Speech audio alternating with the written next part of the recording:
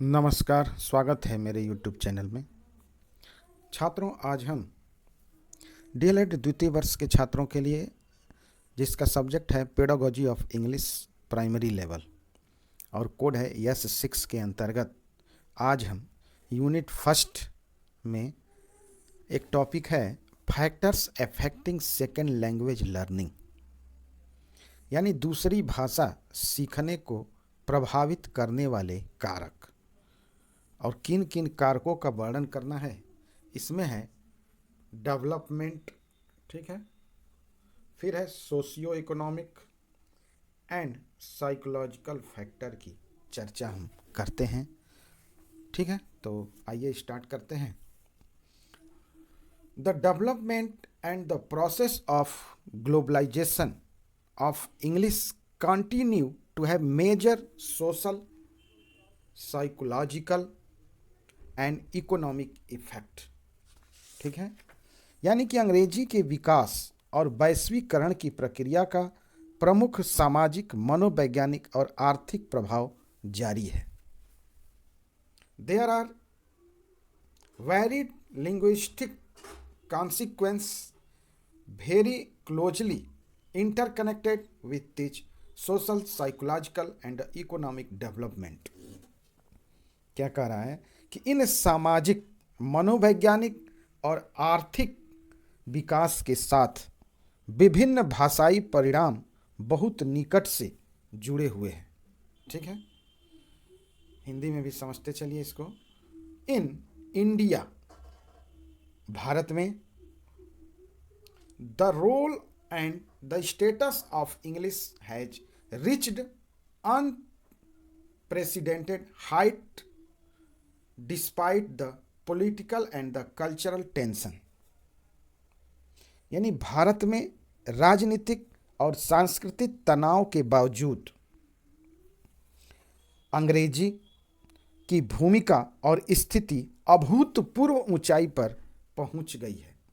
The effect of globalisation has changed the social mindset of the Indian community which is quite evident these days among the message। ध्यान दीजिएगा, भारत में राजनीतिक और सांस्कृतिक तनाव के बावजूद अंग्रेजी की भूमिका और स्थिति अभूतपूर्व ऊंचाई पर पहुंच गई है और वैश्वीकरण के प्रभाव ने भारतीय समुदाय की सामाजिक मानसिकता को बदल दिया है। ठीक है, The effect of globalization has changed the social mindset of the Indian community, which is quite evident these days among the message। तो भारतीय मानसिकता को, सामाजिक मानसिकता को बदल दिया है, जो इन दिनों जनता के बीच काफी स्पष्ट है, वो दिख रहा है, आप भी महसूस करते होंगे। ठीक है, आगे देखते हैं।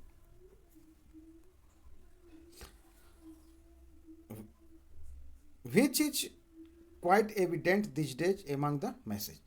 This phenomenon has set a new trend in every domain of India, especially in the Indian education sector। ठीक है, यानी कि this phenomenon has set a new trend in every domain of India। इस घटना ने भारत के प्रत्येक क्षेत्र में, विशेष रूप से भारतीय शिक्षा क्षेत्र में एक नया चलन स्थापित किया है। New trend in every domain of Indian, specially in the Indian education sector. भारतीय शिक्षा के क्षेत्र में एक नया चलन स्थापित हुआ है। क्या, आइए देखते हैं। People of India want to educate their children in the best way possible. यानी कि भारत के लोग अपने बच्चों को सर्वोत्तम तरीके से शिक्षित करना चाहते हैं। For that they are now of opinion that education in English medium and knowledge and dominance in English language can brand them as smart, suave and modern. ध्यान दीजिएगा, तो भारत के लोग अपने बच्चों को सर्वोत्तम तरीके से शिक्षित करना चाहते हैं उसके लिए अब यह मत है कि अंग्रेजी माध्यम में शिक्षा और अंग्रेजी भाषा में ज्ञान और प्रभुत्व उन्हें स्मार्ट, शिष्ट और आधुनिक बना सकता है, ऐसी मान्यता हो गई है भारत के लोगों में।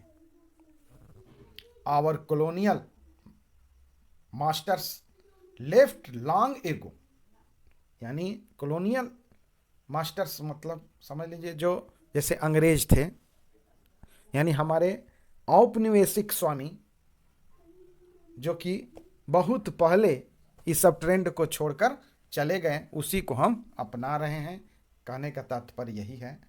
But the eagerness to learn and communicate in English is transform on to us and is still ongoing process. ठीक है, तो कह रहा है कि अंग्रेज औपनिवेशिक स्वामी बहुत पहले ही चले गए, लेकिन अंग्रेजी में भाषण देने और संवाद करने की उत्सुकता हम पर स्थानांतरित करके चले गए। यानी ये चीज़ अभी हमारे ऊपर छोड़ के गए, उनकी छाप अभी भी हमारे ऊपर है और अभी भी निरंतर जारी है। इसके अलावा भारत में एक राष्ट्रीय भाषा की अनुपस्थिति ने भारत में अंग्रेजी की लोकप्रियता में एक अतिरिक्त अवरोध जोड़ दिया है। Furthermore, absence of a national language in India has added an extra block in the popularity of English in India. Although Hindi is the official language, कह रहा है कि जो भारत में राष्ट्रीय भाषा, राजभाषा की अनुपस्थिति ने भारत में अंग्रेजी की लोकप्रियता को अतिरिक्त अवरोध जोड़ दिया है कि, और हालांकि भारत में हिंदी आधिकारिक भाषा है, लेकिन भारत के दक्षिणी पूर्वी क्षेत्र में कह सकते हैं कि although Hindi is the official language in India, but the disgrace and the unpopularity of Hindi in the southern and eastern parts of India also contribute a great deal in the presence. ठीक है, क्या कह रहा है कि भारत के दक्षिणी एवं पूर्वी हिस्सों में हिंदी का अपमान और अलोकप्रियता भी भारत में अंग्रेजी की उपस्थिति लोकप्रियता और प्रभुत्व में बहुत ही योगदान देता है।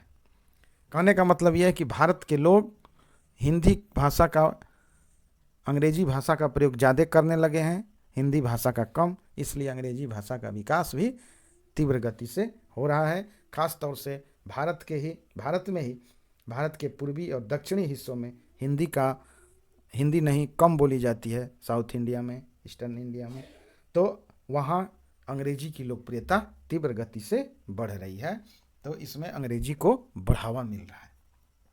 ठीक है, and eastern parts of India also contribute a great deal in the presence, popularity and the dominance of English in India. ठीक है, भारत में अंग्रेजी की उपस्थिति, लोकप्रियता और प्रभुत्व में बहुत बड़ा योगदान है। आगे देखिए, अब देखेंगे साइकोलॉजिकल इफेक्ट ऑफ इंग्लिश। ठीक है, the subcontinental language have now largely been replaced with English as the language of upper and middle classes. कह रहा है कि द सब कॉन्टिनेंटल लैंग्वेज माने उपमहाद्वीपीय भाषाओं को बड़े पैमाने पर अंग्रेजी के साथ ऊपरी और मध्यवर्गीय भाषा के रूप में बदल दिया गया है। ध्यान दीजिएगा, the traditional language have been dumped for poor working and the English speakers have been made superior. कह रहा है कि मध्यवर्गीय भाषा के रूप में पारंपरिक भाषाओं को खराब काम करने के लिए डंप किया गया और सभी अंग्रेजी बोलने वालों को श्रेष्ठ बनाया गया। जो अंग्रेजी बोलते थे उसको इज्जत सम्मान मिलता था, उसको श्रेष्ठ माना जाता था। English language is now regarded as the means of personal achievement and the language of necessity. ठीक है, अंग्रेजी भाषा को अब व्यक्तिगत उपलब्धि और आवश्यकता की भाषा के रूप में माना जाता है। The non Hindi states are free to correspond with the central government in English. कह रहा है कि गैर हिंदी नॉन हिंदी स्टेट्स यानी गैर हिंदी राज्य केंद्र सरकार से अंग्रेजी में पत्राचार करने के लिए स्वतंत्र है. It has become a part of our national habit. यह हमारी राष्ट्रीय आदत का हिस्सा बन गया है. The use of English acts as a binding factor throughout the nation, but at large it is dividing the message widely. ध्यान दीजिएगा कि यह हमारी राष्ट्रीय आदत का हिस्सा बन गया है. अंग्रेजी का उपयोग पूरे भारत में. The use of English acts as the binding factor throughout the nation, but a large it is dividing the message widely. यानी कि अंग्रेजी का उपयोग पूरे राष्ट्र में एक बाध्यकारी कारक के रूप में कार्य करता है, लेकिन बड़े पैमाने पर यह व्यापक रूप से जनता को विभाजित भी कर रहा है. ठीक है, अंग्रेजी बोलने वाले श्रेष्ठ समझे जाते हैं, तो एक तरह से ये जनता को विभाजित भी ये भाषा कर रही है. आगे देखिएगा. There are many intellectuals and writers in India who are loyal to Indian languages and criticize Indian writing in English, but their criticism is voiced in English, and moreover they themselves write in English because of the market potential of English language. ध्यान दीजिएगा, कह रहा है कि पूरे भारत में कई बुद्धिजीवी और लेखक हैं. ठीक है, there are many intellectual and writers in India. कई बुद्धिजीवी और लेखक हैं जो भारतीय भाषाओं के प्रति वफादार हैं और अंग्रेजी में भारतीय लेखन की आलोचना करते हैं, लेकिन उनकी आलोचना अंग्रेजी में की जाती है और उसके अलावा वे खुद अंग्रेजी भाषा के बाजार की क्षमता के कारण अंग्रेजी में लिखते हैं. ठीक है, तो they themselves write in English because of the market potential of English language. आगे देखिए. The social, psychological and the cultural enigma associated with the local language are on constant decline. ठीक है, कह रहा है कि the social, psychological and the cultural, सामाजिक, मनोवैज्ञानिक और सांस्कृतिक पहेली, निजमा मीन्स पहेली, associated with the local language, लगातार गिरावट पर है. भारत में अंग्रेजी की उपस्थिति और प्रभुत्व धीरे धीरे आम जनता के बीच भारतीय भाषा माध्यम स्कूलों की प्रासंगिकता को बढ़ा दिया है. ठीक है, the presence and the dominance of English in India is slowly overpowering the relevance of Indian language medium schools among the general public. Indian language too are losing relevance among the general message because of the impact of English. ठीक है, कह रहा है कि अंग्रेजी के प्रभाव के कारण भारतीय भाषाएं भी आम जनता के बीच प्रासंगिकता को खो रही है. The Indian language are losing relevance among the general message because of the impact of English. आगे देखिए. India is a multilingual nation. Bharat एक बहुभाषी राष्ट्र है. And English acts as communicating language, connecting especially the northern and the southern reason. Bharat एक बहुभाषी राष्ट्र है और अंग्रेजी एक संचार भाषा के रूप में कार्य करती है। ठीक है, connecting specially the northern and the southern reason, जो विशेष रूप से उत्तरी और दक्षिणी क्षेत्र को जोड़ती है।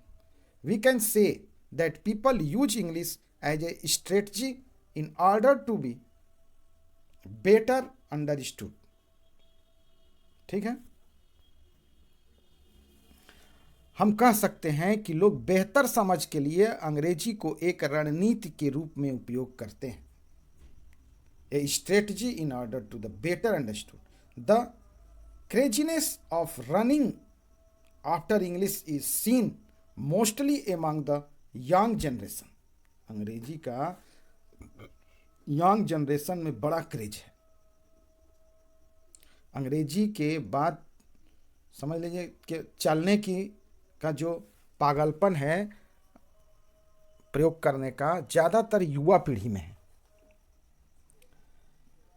और युवाओं को लगता है कि अगर वे अंग्रेजी बोलेंगे तो वे दिखा सकते हैं कि वे आधुनिक हैं। यही कह रहा है। The youth feel that if they will speak English they can show that they are modern and civilised.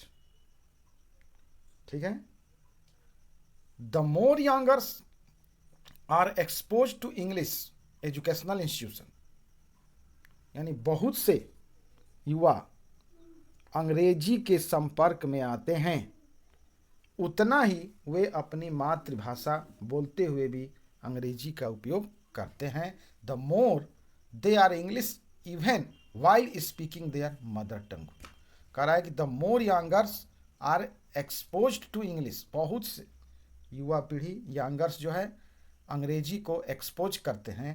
तो the more they use English even while speaking their mother टंग, तो वो अपनी मातृभाषा बोलते हुए भी अंग्रेजी भाषा का प्रयोग करते हैं। आगे देखिए, English seems to be a possible danger to local language. अंग्रेजी स्थानीय भाषाओं के लिए एक समेकित खतरा प्रतीत होती है।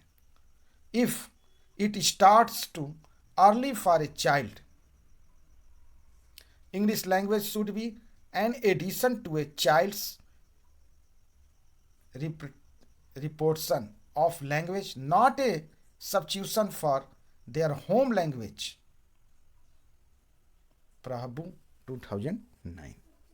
ध्यान दीजिएगा क्या कह रहा है कि अंग्रेजी भाषा एक अतिरिक्त होनी चाहिए। एक बच्चे की भाषाओं के प्रदर्शनों की सूची में उनकी घरेलू भाषा के लिए प्रतिस्थापन नहीं है।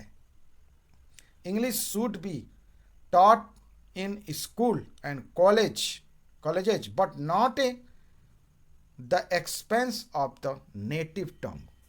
कह रहा है कि अंग्रेजी को स्कूलों और कॉलेजों में पढ़ाया जाना चाहिए, लेकिन जन्मजात नेटिव टंग, जन्मजात भाषा को ना, बट नॉट ए एक्सपोज नहीं करना चाहिए आप द नेटिव टंग। ठीक है, आगे देखिए, life in the 21st century, 21वीं शताब्दी का जो जीवन है 21वीं सदी में, in a interconnected globalised world requires critical thinking skills and a sense of international mindness. कह रहा है 21वीं शताब्दी में इन ए इंटरकनेक्टेड, एक अंतर वैश्विक दुनिया में जीवन के लिए महत्वपूर्ण सोच, रिक्वायर क्रिटिकल थिंकिंग माने आलोचनात्मक सोच, कौशल और अंतर्राष्ट्रीय मानसिकता की भावना की आवश्यकता है 21वीं शताब्दी में। Using English could be the route to create this interconnected global international understanding to learn. The fact today is that English language is used only by a few, usually in the urban areas of every region. It is used only in certain domain and handily ever as the language of intimacy. कह रहा है कि अंग्रेजी का उपयोग करना इस अंतर्निहित वैश्विक या अंतर्राष्ट्रीय समझ पैदा करने का मार्ग हो सकता है कि आज तथ्य यह है कि अंग्रेजी भाषा का उपयोग केवल कुछ ही के द्वारा किया जाता है। आमतौर पर हम क्षेत्र के जैसे शहरी क्षेत्रों में इसका उपयोग ज़्यादा होता है।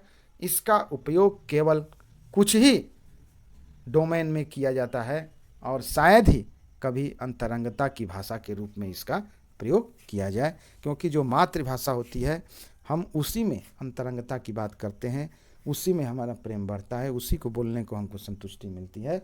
लेकिन जो नई युवा पीढ़ी है अंग्रेजी को अपना रही है और उसी धीरे धीरे अपनी मातृभाषा को वो छोड़ रहे हैं। तो इसी के साथ हमने आप लोगों को बताए factor affecting second language learning में डेवलपमेंट के बारे में पढ़े, socio economic and psychological factor के बारे में आपको बताएं। तो ये इससे संबंधित कोई भी क्वेश्चन आता है तो आप इसको लिख सकते हैं, इसमें फुल डिस्क्राइब हमने किया है। ठीक है, इसी के साथ इस टॉपिक को समाप्त करते हैं। धन्यवाद।